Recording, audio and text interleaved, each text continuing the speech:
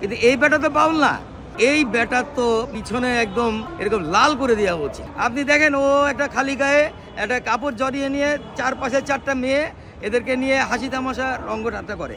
এখানে হিন্দু মুসলিম বলে কোনো কথা নাই। এই বেটা হচ্ছে একদম পাক্কা আওয়ামী লীগার। হাসিনার আমলে সে হাসিনাকে নিয়ে গানও করেছে, হাসিনাদের চামচামি করেছে। এরা তো ধরে এনে মানে একদম ফাঁসিতে ঝুলানো দরকার। এই যে বলছি কুল আউযু বিরাব্বিন নাস, মানে আল্লাহ বলেছে নাচ, মানে কত ওরা হারামি একটা লোক। এই বেটা তো মানে একদম পিছনে একদম আমাদের আর্মিরা যেরকম লাল করে দেয়, এরকম লাল করে দেওয়া উচিত। আসলে আমরা কি হয়, আমরা যত বৃদ্ধ হতে থাকি তত কিন্তু আমরা শৈশবের দিকে ছুটতে থাকি, আমরা কিন্তু শিশুকালের দিকে ছুটতে থাকি। তো এই যে ফরহাদ মাজার ভাই এই কার্যকলাপ করেছেন, আমি বলবো ওনার মতো একজন বিজ্ঞ লোক এটা না জেনে বুঝেই করে ফেলেছে। ওই যে বললাম মানুষের প্ররোচনা, সবাই বলছে। অনেক সময় হয় কি, আমরাও বলি ফরহাদ ভাই আসেন না আমার একটা প্রোগ্রামে, প্লিজ অ্যাটেন্ড করে যান। ফরহাদ ভাই দেখা গেলো যে লজ্জার খাতিরে সম্মানের খাতিরে সেই প্রোগ্রামগুলো অ্যাটেন্ড করে যায়। আমার মনে হয় ফরহাদ মাজার ভাই এইরকমই কোনো একটা ম্যাটার নিয়ে এখানে এসে দাঁড়াইছিল এবং এই কথা বলেছে। আসলে উনি যেটা বলেছে সেটা হলো বাউলদের উপরে আঘাত মানে আমার উপরে আঘাত, কারণ উনি বলতে যাচ্ছে যে উনি সংস্কৃতির উপরে আঘাত। কিন্তু এই বেটা তো বাউল না, এই বেটা তো গুপ্তচর। এটা হলো বিদেশিদের গুপ্তচর, এটা হলো শয়তানের আখড়া বানিয়েছে। আপনি দেখেন, ও একটা খালি গায়ে একটা কাপড় জড়িয়ে নিয়ে চারপাশে চারটা মেয়ে, এদেরকে নিয়ে হাসি তামাশা রঙ্গঠাট্টা করে মন্তব্য করেছে। এটা বড় বিষয় না, বড় বিষয় হলো এই মন্তব্যের পিছনে তার গভীর ষড়যন্ত্রটা কি। সে একজন চরম ফ্যাসিবাদ আওয়ামী লীগের দোসর। এই লোক বাউলকে নিয়ে গান করে কিন্তু আল্লাহকে নিয়ে বাজে কথা বলে, এবং তার যে কথাবার্তা, তার যে উদ্ধত কথাবার্তা এবং আমাদের সৃষ্টিকর্তার বিরুদ্ধে যে কথাবার্তাগুলো বলছে, এবং বলছেটা কোথায়, গ্রামের কোমলমতি মানুষের মাঝে।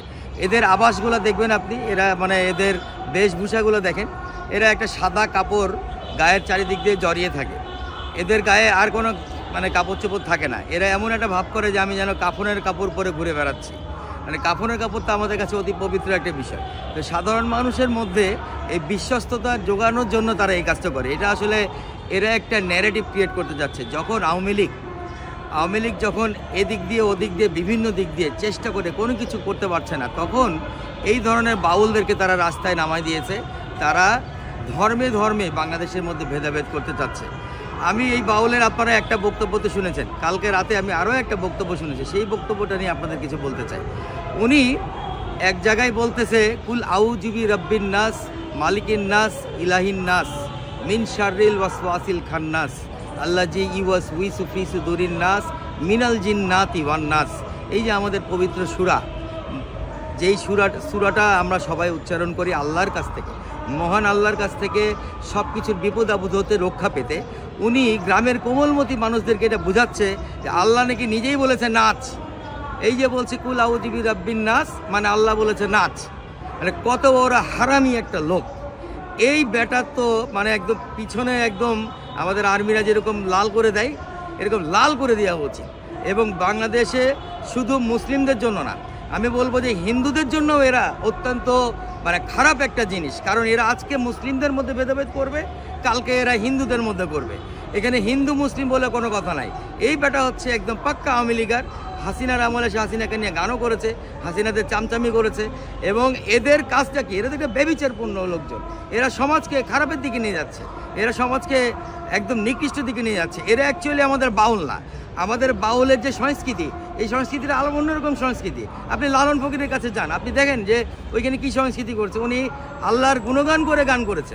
উনি কি কটাক্ষ করে কাউকে গান করেছে? উনি কারো খারাপের জন্য গান করেছে? আমাদের যে বাউলের যে ইতিহাস, বাউলদের যে সৃষ্টিকর্তাকে নিয়ে তারা গান করে, এই বেটা যে এই আয়াতগুলো উচ্চারণ করছে, আয়াতগুলো ভুল। উনি বলে কি বেটা, এরা তো ধরে এনে মানে একদম ফাঁসিতে ঝুলানো দরকার। ওনাকে আপনারা এটা খুব সহজভাবে দেখলে হবে না। আমি দর্শকদের জন্য বলতে চাই, আপনারা যদি খুব ভালো মানে সহজভাবে দেখেন তাহলে কিন্তু হবে না। আপনারা যদি মনে করেন এটা নিরীহ মানুষকে ধরে এনে এরকম করা হচ্ছে, তা না। এর পিছনে যে গভীর ষড়যন্ত্র রয়েছে এবং আমাদের বিদেশি চক্রান্ত রয়েছে, সেটা আপনাদেরকে ধরতে হবে। বাংলাদেশ যখন একটা শান্তিময় সময় পার করছে, ঠিক সেই সময় যখন আওয়ামী লীগ বিভিন্ন রকম হাঙ্গামা দাঙ্গামা আগুনে জ্বালাও পোড়াও করে কোনো সুবিধা করতে পারছে না, মানুষ যখন তাদেরকে সাহায্য করছে না, সাপোর্ট করছে না, যখন হাসিনার বিচার হয়েছে, বিচারের রায় হয়েছে এবং বিচারের রায় কার্যকরের জন্য অপেক্ষা করছে, ঠিক সেই সময় বাংলাদেশিদের যে বিভিন্ন ধর্মাবলম্বী আছে তাদের মধ্যে দাঙ্গা বাঁধিয়ে দেওয়ার জন্য, গণ্ডগোল সৃষ্টি করার জন্য এই হারামিদেরকে বিদেশি চক্রান্তরা পাঠিয়ে দিয়েছে।